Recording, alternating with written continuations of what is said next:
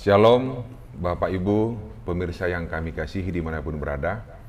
Kita bertemu kembali dalam diskusi pelajaran sekolah Sabat, di mana pada episode ini kita akan mempelajari pelajaran pertama dari pelajaran sekolah Sabat kita triwulan yang kedua. Untuk sepanjang triwulan ini, pelajaran kita adalah judulnya 3 Pekabaran Kosmis. Dan untuk pelajaran pertama nanti kita akan bahas, yaitu Yesus menang, iblis kalah. Di mana pada kesempatan ini kita akan mendapatkan berkat daripada hamba-hamba Tuhan yang akan memberikan ringkasan pelajaran kita. Yang pertama nanti adalah Pendeta R. Tambunan yang ada di sebelah kanan saya. Beliau adalah Direktur Field Secretary Konferensi Kawasan Timur. Kemudian berikutnya nanti di sebelah kiri saya ada Bapak Simbolon, Bendahara KJKT, dan terakhir nanti dari Pendeta Kristiono Sarjono, Ketua Konferensi Kawasan Timur yang akan memberikan ringkasan terhadap pelajaran kita, pelajaran pertama untuk triwulan yang kedua ini. Kita akan mengawalinya dengan doa buka.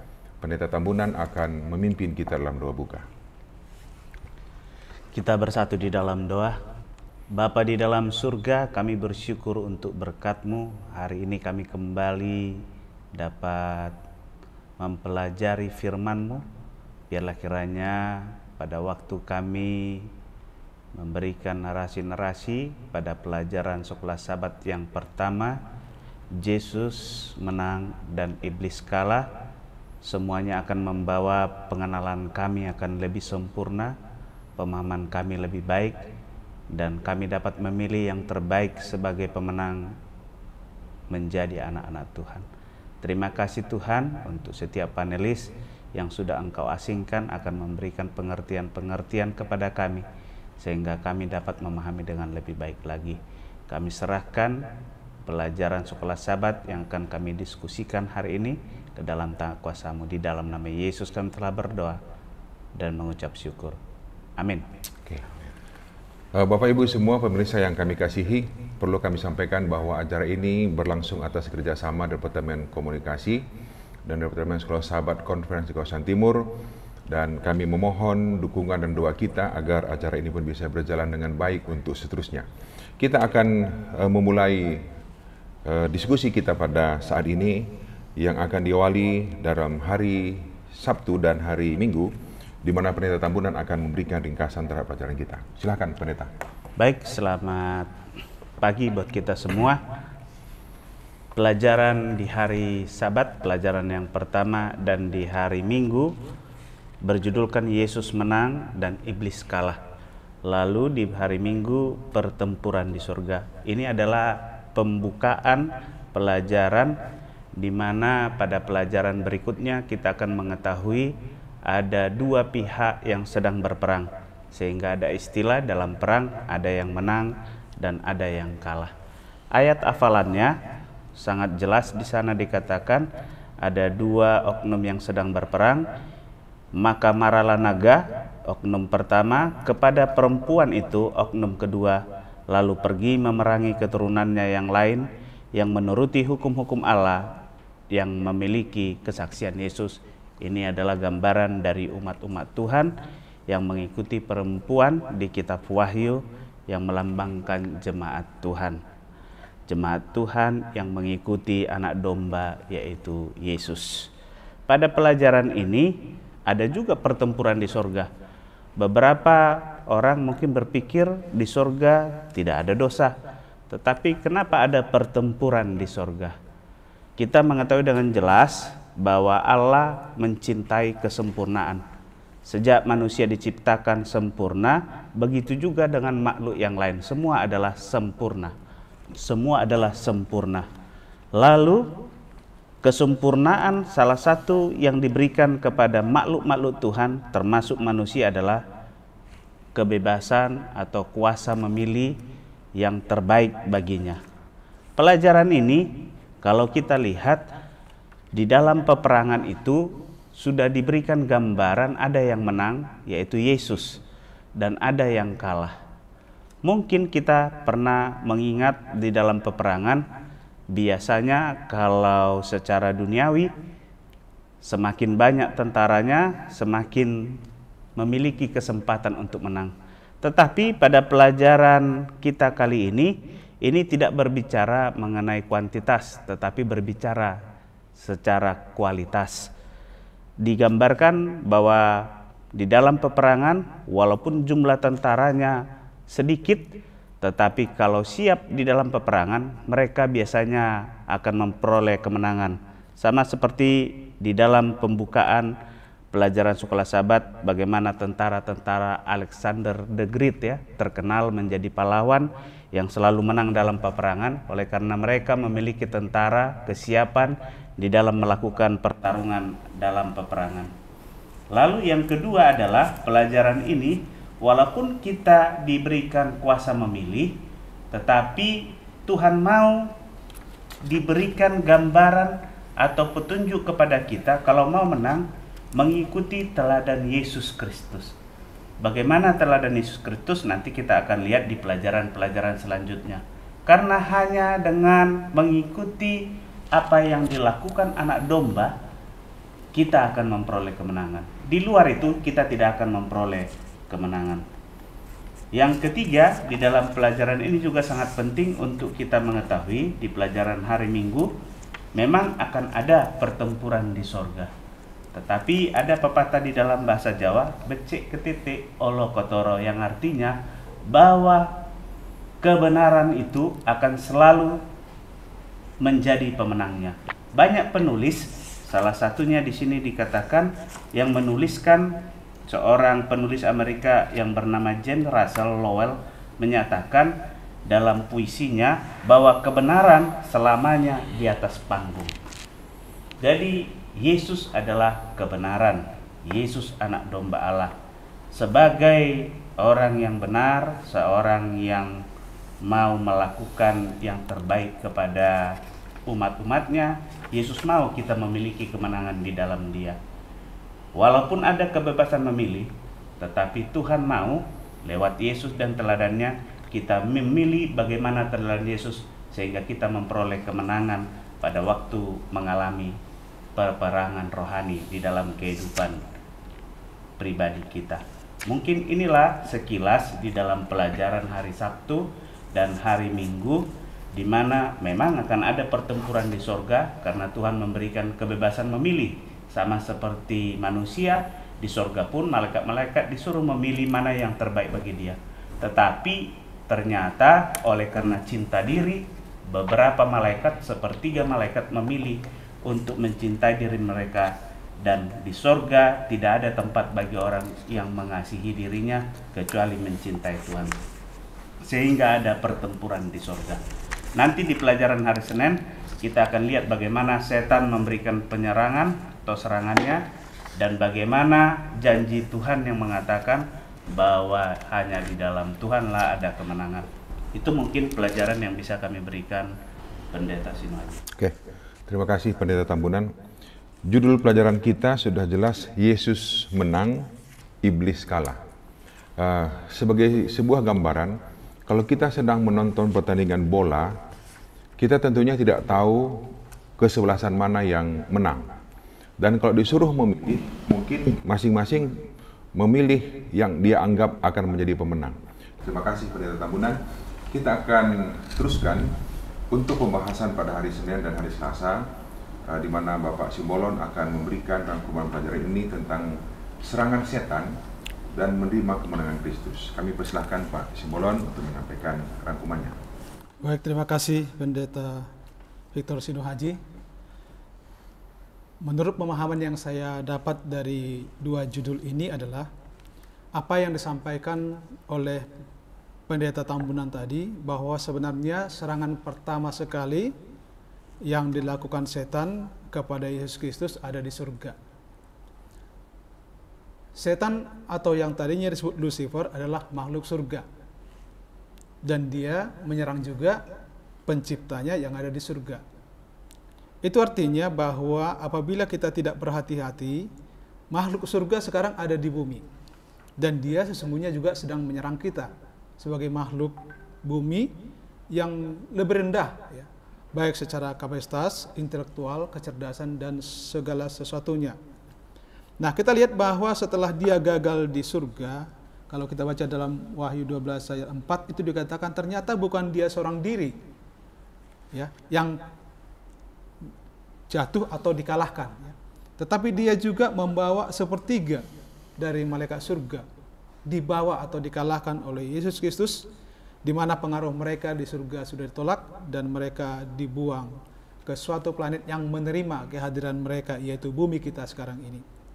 Dan ternyata kegagalan serangannya di surga tidak membuat dia berhenti untuk melakukan serangan-serangan berikutnya, yaitu dapat kita baca dalam Alkitab Wahyu pasal 12 ayat 4-5, dan juga di buku-buku daripada seluruh Alkitab mengatakan bahwa ketika dia gagal di surga, bukan berarti dia berhenti dalam serangannya, ya.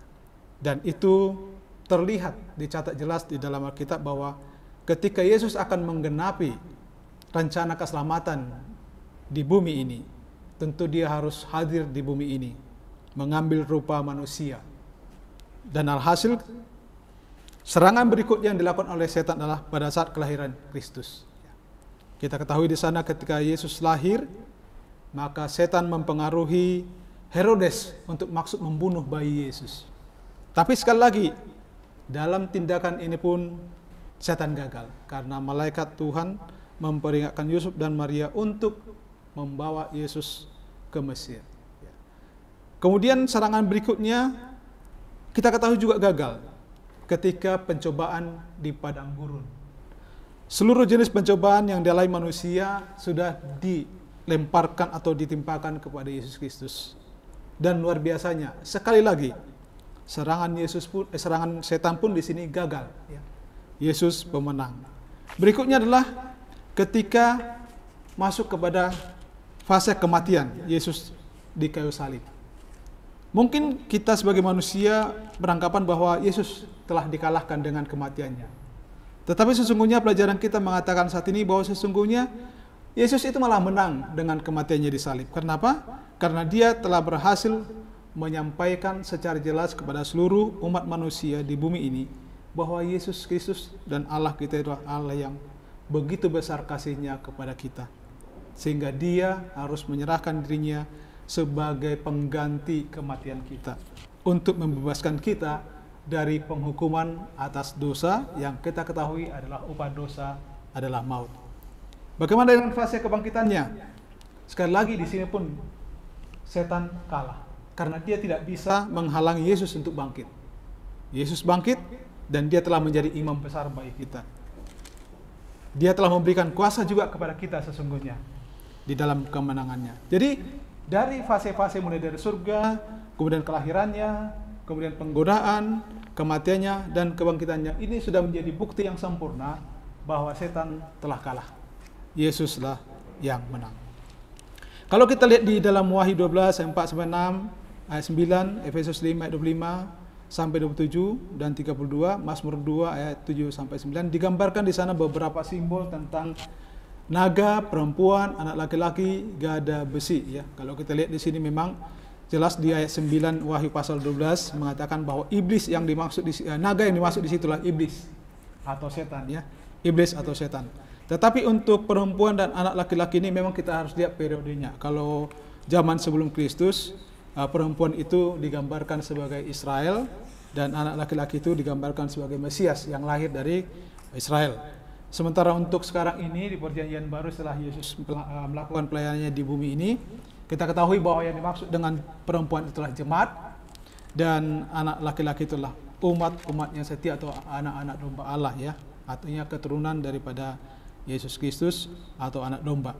Kalau gada besi ini menunjukkan bagaimana Yesus Kristus adalah pemenang yang tidak terkalahkan, ya. Pemenang yang tidak terkalahkan. Dan kemudian kalau kita melihat kepada judul berikutnya, menerima kemenangan Kristus, maka kita akan melihat dalam Filipi 3 ayat 9, ya. Filipi 3 ayat 9 jelas ditekankan di situ bagaimana bahwa kebenaran Allah yang dianugerahkan kepada kita itulah sesungguhnya menjadi kekuatan kita, ya. Jika kita sudah diampuni, maka tidak ada lagi yang bisa dituduhkan kepada kita. Jadi kalau kita sudah menerima Kristus, seperti Paulus katakan, dan berada dalam Dia bukan dengan kebenaran sendiri karena mentaati hukum Taurat, melainkan dengan kebenaran karena kepercayaan kepada Kristus. Artinya kita akan terlihat benar di hadapan Bapa itu oleh karena kebenaran Kristuslah yang telah membungkus kita melalui pengampunan yang diberikan Kristus kepada kita, ya, sehingga dosa-dosa kita itu dilupakan, dihilangkan atau diabaikan, ya. Luar biasa Tuhan kita itu, ya. Ketika kita berperkara dengan Dia memohon pengampunan kepadanya, maka kita menjadi benar di hadapan Bapa melalui kebenaran Kristus yang telah menutup atau menyelubungi seluruh diri kita sehingga kita sempurna di hadapan Bapa. Itulah sebabnya karena Kristus adalah pemenang, bukan kita pemenang, maka yang perlu kita lakukan adalah menerima kemenangan Kristus, ya. Jadi bukan kita yang menang tapi Kristus yang menang. Maka kita, tanggung jawab kita adalah untuk menerima kebenaran Kristus, ya. Wahyu 12 ayat 10 jelas menunjukkan kepada kita bagaimana iblis dan pasukannya telah dilemparkan, ya, ke bawah, artinya ditolak di surga dan ternyata planet bumi yang menerimanya. Jadi jelas dikatakan di sini bahwa setan dan seluruh pasukannya sepertiga malaikat surga itu telah dikalahkan oleh darah anak domba. Darah anak domba. Oleh karena itu, maka saya mau baca di sini dikatakan bahwa ketika kita menerima dengan iman apa yang Kristus telah buat bagi kita, utang kita dibatalkan dan kita berdiri sempurna dalam pandangan Allah, dosa-dosa kita diampuni dan di sini menunjukkan bagi kita bahwa kita telah disempurnakan di dalam darah Yesus Kristus sehingga kita menjadi benar di hadapannya. Dan terakhirnya, kita telah ditebus, menang dan diselamatkan, bukan karena jasa kita sendiri, tetapi karena kemenangan Kristus atas nama kita. Jadi kita bisa saja menjadi pemenang apabila kita memang meminta kuasa dari si pemenang itu, yaitu kuasa Kristus untuk menyertai perjalanan kehidupan rohani kita selagi kita masih di dunia ini. Demikian mungkin Pendeta Sinu Haji yang bisa saya sampaikan. Terima kasih. Oke, terima kasih Pak Simbolon atas penjelasan yang telah disampaikan. Pertempuran antara Yesus dan iblis, medannya itu adalah pikiran manusia. Jadi setan dan Yesus akan mempengaruhi setiap pikiran manusia. Dan pertempuran itu masih berlangsung. Alkitab mengatakan bahwa pemenangnya sudah jelas adalah Yesus dan yang kalah adalah iblis. Nah, yang ingin saya tanyakan, mungkin Pak Simbolon bisa jawab, kenapa kita sudah tahu Yesus menang, iblis kalah, tapi dalam kehidupan kita sering iblis yang menang, kan begitu kan? Bukan Yesus yang menang. Padahal Alkitab katakan iblis itu sudah dikalahkan, tapi kenapa dalam diri kita sebagai manusia, di mana setan dan Yesus bertempur dalam pikiran kita, iblis yang menang? Kira-kira kenapa bisa iblis yang menang di situ, Pak? Baik, terima kasih Pendeta Sinu Haji. Memang kita harus kembali kepada kenapa muncul dosa, ya, di bumi ini. Ya, kita ketahui Adam dan Hawa itu anak Allah yang sempurna. Kecerdasannya jauh melebihi yang kita miliki saat ini. Kekuatan fisiknya juga jauh melebihi yang kita miliki saat ini. Tapi itu makhluk surga yang melakukan strategi penipuan, ya. Makhluk surga. Dan yang luar biasanya ternyata saya lihat bahwa iblis itu tahu kelemahan, tahu titik-titik kelemahan manusia itu. Walaupun Yesus juga tahu titik-titik kelemahan kita, tetapi setan sebagai makhluk surga, makhluk yang boleh saya katakan mungkin yang paling pintar malaikat di surga karena dia kepalanya, ya. Jadi benar-benar bagaimana dia bisa mempengaruhi sepertiga malaikat surga yang suci dengan begitu liciknya, dengan begitu hebatnya menggunakan segala ilmu, kecerdasan yang dimilikinya dan sanggup membawa sepertiga makhluk surga. Maka saya pikir kita harus berhati-hati saat ini, ya. Itu berarti kita sebagai makhluk yang sudah jatuh dalam dosa, yang sudah dikalahkan oleh iblis di awal cerita dunia ini, yaitu Adam dan Hawa. Maka sekarang kalau kita mau menggunakan diri kita sendiri, pasti kita kalah. Pasti kita kalah, tidak bisa enggak. Tidak akan pernah ada kemenangan kalau kita menggunakan kecerdasan kita, kekuatan fisik kita, atau apapun yang kita miliki. Karena tidak sebanding dengan apa yang dimiliki oleh siapa? Oleh setan itu sendiri.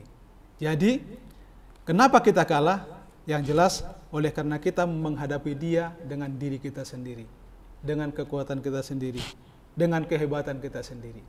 Itu yang membuat kita sering memilih dia. Apalagi dia strategi pembisik ya. Dia suka membisik-bisikkan di dalam pikiran kita hal-hal yang kelihatannya jangka pendeknya menguntungkan, dan kita tidak begitu memperhatikan jangka panjangnya, itu hidup kekal. Ya. Hidup kekal. Mungkin itu pendeta yang bisa saya sampaikan. Nanti mungkin tambahkan yang lain. Oke, jadi malaikat saja bisa dipengaruhi, apalagi kita, gitu Pak ya. Terima kasih Pak Simbolon. Kita akan teruskan kepada bagian yang terakhir, di mana bagian yang terakhir ini adalah perempuan di padang gurun dan umat Allah yang sisa di akhir zaman. Pendeta Kriston akan memberikan ringkasan terhadap kita ini. Silakan Pendeta. Baik, tentunya kita sangat bersyukur pada saat ini karena pelajaran kita selama triwulan ke depan ini adalah pelajaran yang sangat penting dan sangat mendasar bagi kita yang mengaku sebagai umat Allah di akhir zaman. Ya, nah saudara sekalian, tadi Bapak Simbolon sudah memberikan penjelasan yang sangat rinci ya, bagaimana Kristus pada akhirnya selalu menang. Kalau kita membaca Wahyu 12 ini, kita mengingat satu istilah, yaitu the great controversy, pertentangan besar antara Kristus dan setan. Nah, kita tadi melihat di surga Yesus menang. Kemudian pada waktu Yesus dilahirkan, pada waktu diancam bunuh, ya, maka dia harus dilarikan ke Mesir. Tapi apakah dia kalah? Tidak, dia menang. Karena dalam perlindungan Bapa yang Maha Kasih. Kemudian pada waktu di padang belantara, setelah puasa 40 hari, setan datang dengan semua jurusnya. Apakah Yesus menang? Yesus menang. Iblis kalah kembali. Tadi Pak Simbolon sudah katakan, pada waktu kematiannya pun, sejak di Getsemani maupun sampai di kayu salib, apakah dia menang? Dia menang lagi. Bahkan kematiannya justru menjadi kekalahan fatal bagi setan. Kemudian, saudaraku sekalian, apakah Yesus dan setan berhenti di dalam peperangan besar ini? Ternyata tidak. Ya, ternyata tidak. Setan tidak akan pernah berhenti. Karena sejak kematian Yesus, setan tahu bahwa akhir dari kehidupannya adalah kekalahan. Itulah sebabnya dia tidak mau kalah sendiri. Setan dan tentaranya tidak mau binasa sendiri. Ya, kalaupun Yesus tidak dapat dikalahkan, sasaran mereka berubah kepada murid-murid Yesus, kepada umat-umat milik Yesus. Kita tahu dalam setelah Yesus naik ke surga, kita melihat kehidupan murid-murid Yesus menjadi sasaran setan yang luar biasa. Bahkan mereka mati dengan sangat-sangat mengerikan. Kemudian umat-umat Tuhan di awal-awal jemaat yang mula-mula, apakah mereka hidup dengan tenang? Tidak. Setan berusaha dengan sangat-sangat keras agar umat-umat itu takut menjadi milik Yesus. Dan pada akhirnya mereka menyerah. Ya, tetapi apakah setan berhenti sampai di situ? Tidak. Jemaat Tuhan juga tidak berhenti. Semakin ditekan, semakin berkembang.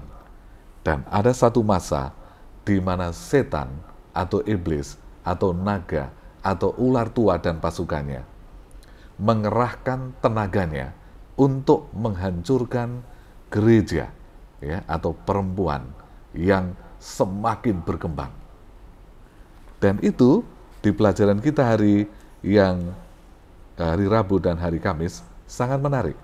Karena usahanya yang begitu besar, begitu berat, sehingga menelan korban umat Tuhan yang sangat besar. Sejarah membuktikan ada lebih dari 50 juta orang-orang Kristen mati di masa-masa yang sangat-sangat gelap ini.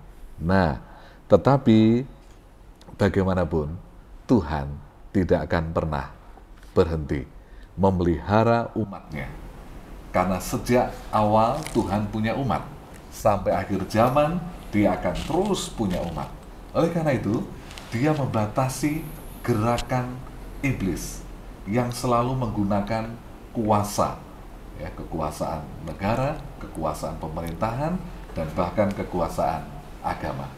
Tuhan membatasi masa-masa yang sangat mengerikan itu, yaitu dalam pelajaran kita disebutkan 1260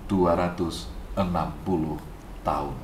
Dan masa ini adalah masa-masa yang luar biasa. Kenapa?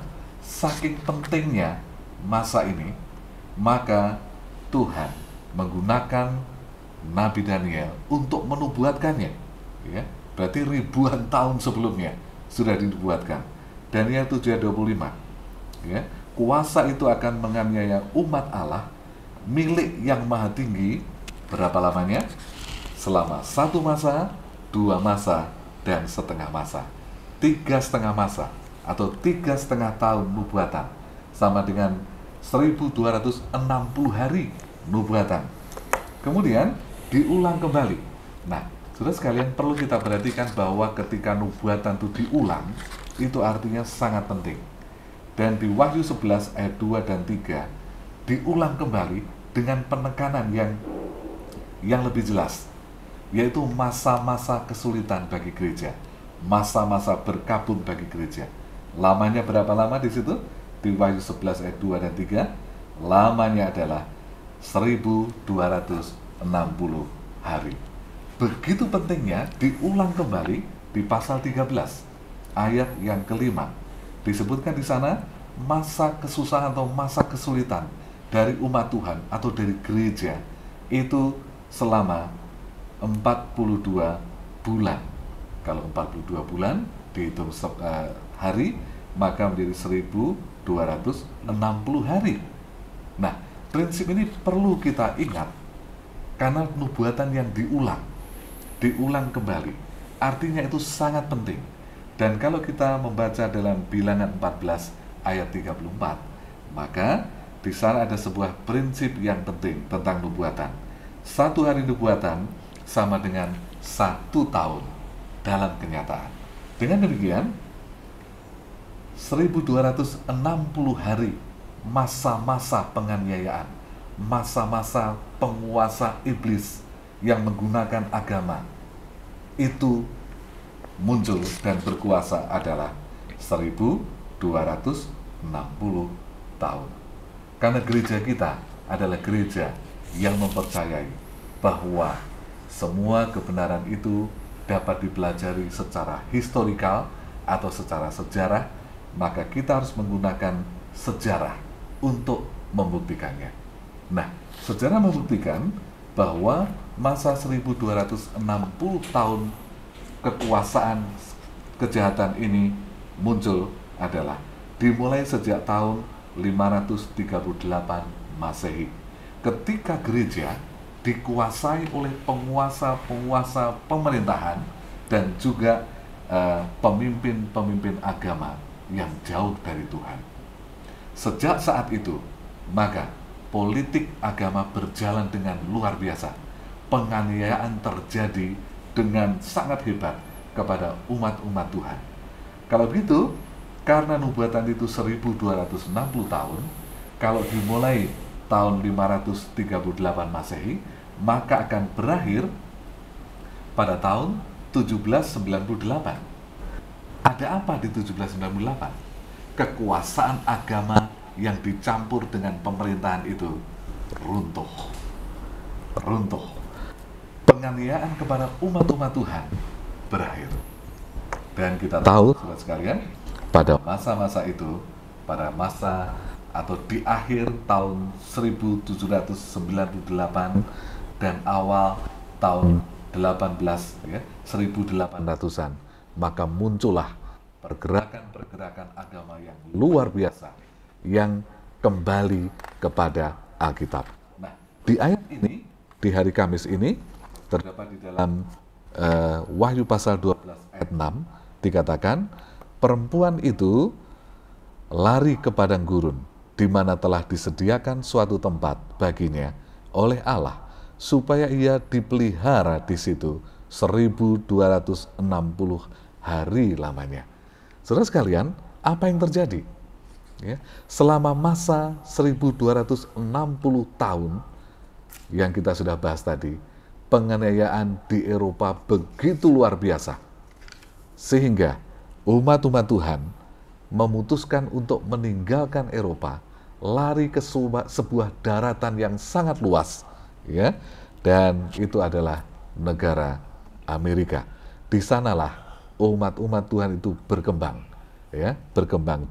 Nanti nubuatan akan dibuktikan bahwa munculnya banyak berbagai denominasi gereja ada di Amerika. Nah, saudaraku sekalian, kemudian karena fokus kita di hari Kamis adalah umat Tuhan yang sisa, maka kita akan melihat umat Tuhan yang sisa. Sebelum itu, kita harus mengerti bahwa Tuhan punya umat yang sisa di setiap zaman. Ya, di zaman Nuh ada umat yang sisa, Nuh dan keluarga. Kemudian di zaman Sodom dan Gomora ada umat yang sisa, Lut dan 2 anaknya. Kemudian di zaman akhir nanti juga ada yang namanya umat yang sisa. Di zaman Yohanes ada umat yang sisa. Siapa mereka? Mereka yang mendengar pekabaran, bertobatlah. Bagaimana dengan di akhir zaman? Apakah ada umat yang sisa? Nah, di hari Kamis ini yang sangat menarik adalah istilah umat sisa bagi umat Tuhan itu bukan berarti umat buangan.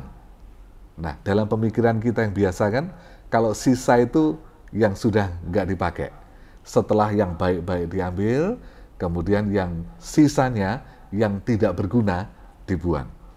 Tetapi istilah umat yang sisa atau the remnant people dalam pelajaran kita sebaliknya. Mereka adalah umat yang dipilih di akhir zaman. Mereka adalah umat yang berani tampil beda di akhir zaman. Nah, siapa mereka?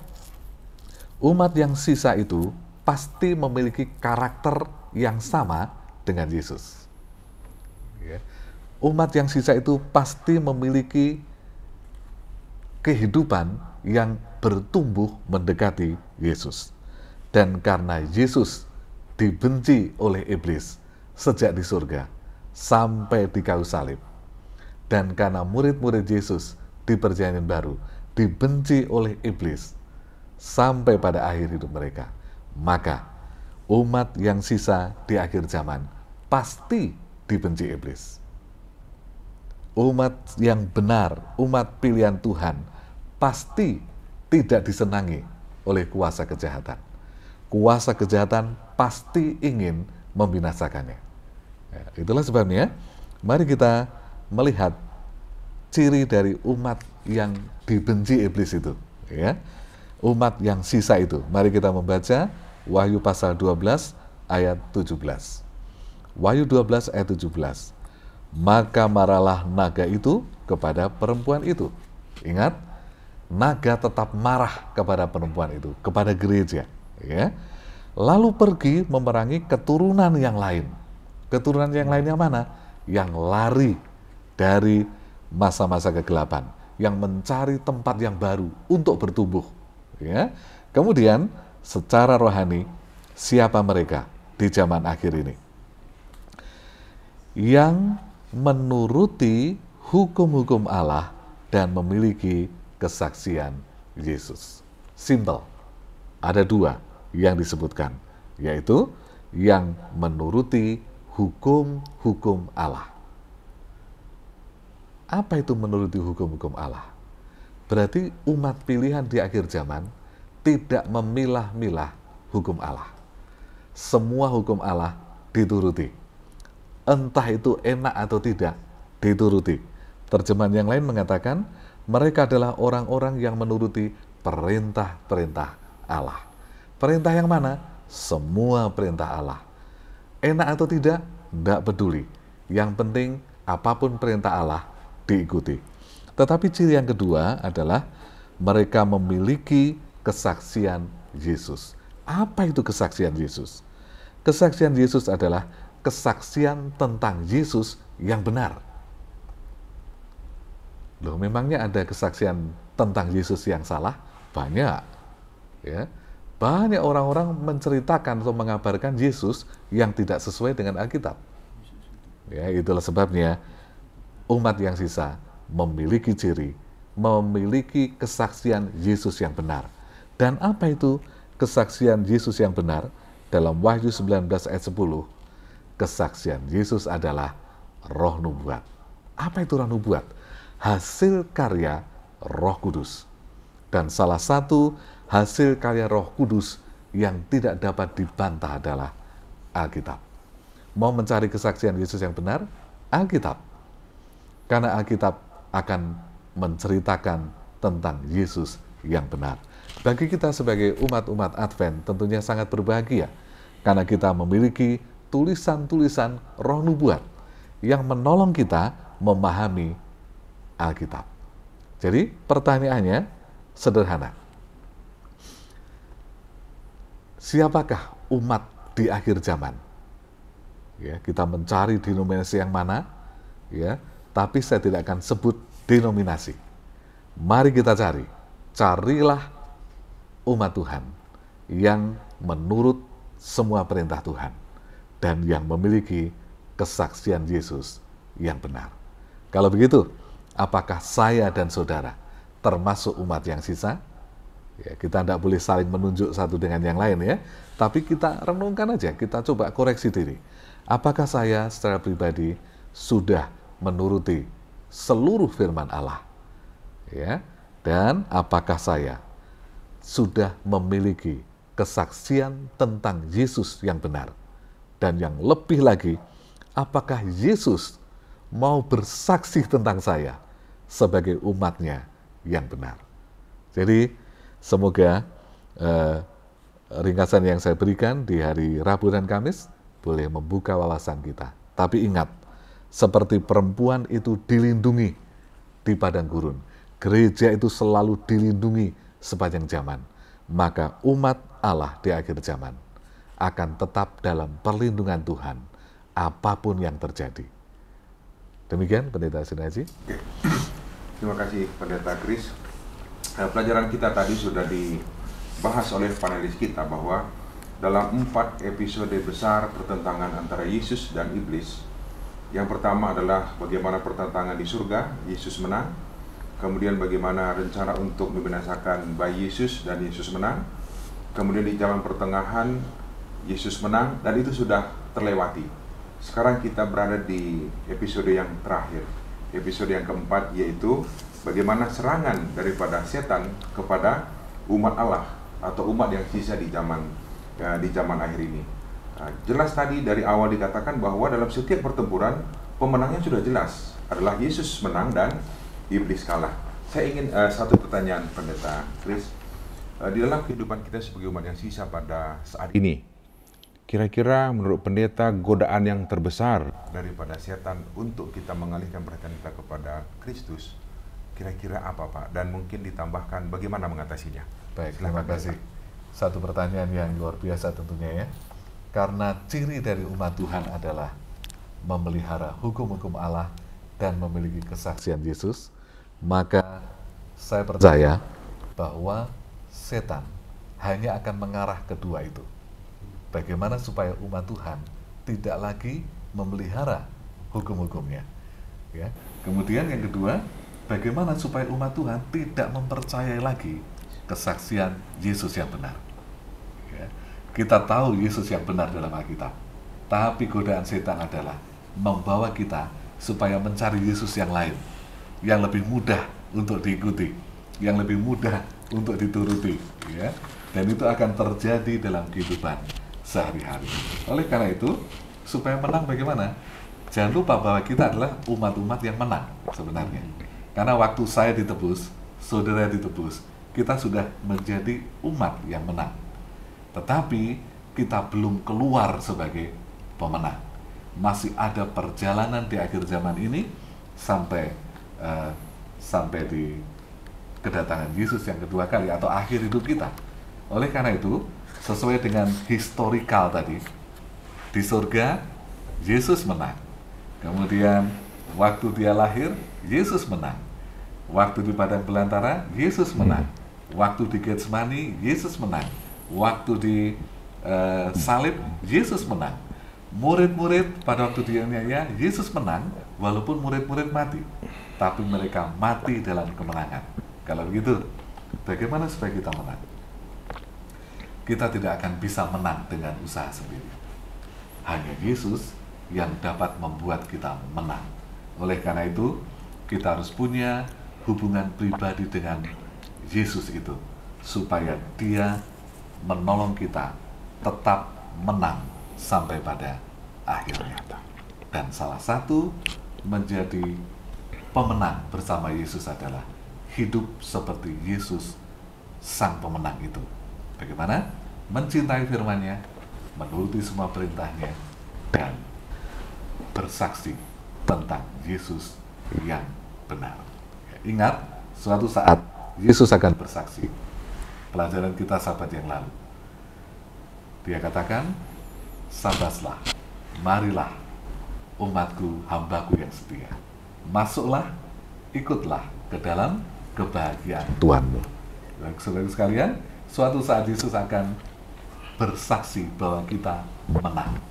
Oleh karena itu, mari kita hidup bersama dengan Yesus, bertumbuh meneladani kehidupan Yesus di dalam kehidupan sehari-hari kita ini. Mungkin begitu? Terima kasih Pendeta Kristiono. Pemirsa sekalian yang kami kasihi, kemenangan itu hanya ada di dalam Yesus, melalui Yesus dan karena Yesus. Yesus tidak menyediakan kemenangan bagi kita untuk 1 tahun ke depan. Dan kita tidak perlu minta kuasa untuk sebulan ke depan. Tetapi Tuhan menyediakan kemenangan itu adalah hari demi hari. Jadi supaya kita bisa menang hari demi hari, kita senantiasa harus terhubung dengan Tuhan, dengan Yesus. Dan pelajaran kita mengatakan bahwa Yesus menang, setan kalah. Bagaimana caranya supaya kita menang? Kita sekarang adalah berdiskusi sekolah sahabat. Kita pelajari sekolah sahabat kita setiap hari, supaya kita terhubung dengan Tuhan dan kita bisa menang setiap hari di dalam Tuhan. Terima kasih bagi Bapak Ibu pemirsa semua yang telah menyaksikan siaran ini. Kiranya dapat menjadi berkat bagi kita dalam kerohanian kita. Dan kita bertemu dalam pelajaran sekolah sahabat kita, pelajaran yang kedua untuk minggu yang akan datang. Kita akan akhiri pertemuan kita pada saat ini. Kita akan berdoa, Pendeta Kristiono akan tutup dalam doa. Baik, kita berdoa bersama-sama. Bapa yang Maha Kasih, Tuhan Yesus Kristus, Roh Kudus yang selalu menyertai kami. Kami sangat bersyukur pada pelajaran sekolah sahabat di triwulan yang baru. Kami mendapatkan satu hal yang sangat baik, bahwa Yesus adalah pemenang. Pemenang di zaman dahulu, pemenang ketika hidup di dunia ini, pemenang ketika murid-murid melakukan tugas-tugas pelayanan, dan memberikan kemenangan juga kepada umat-umat pada masa-masa kesusahan di abad pertengahan. Maka kami percaya, Engkau juga akan memberikan kemenangan bagi kami, menuntun kami untuk terus bertahan di dalam iman sampai kehidupan yang kekal.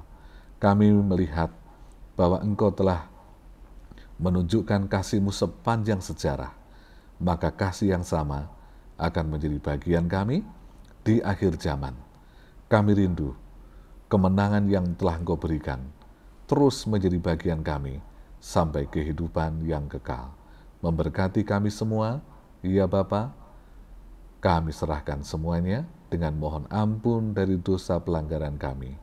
Dalam nama Tuhan Yesus. Amin.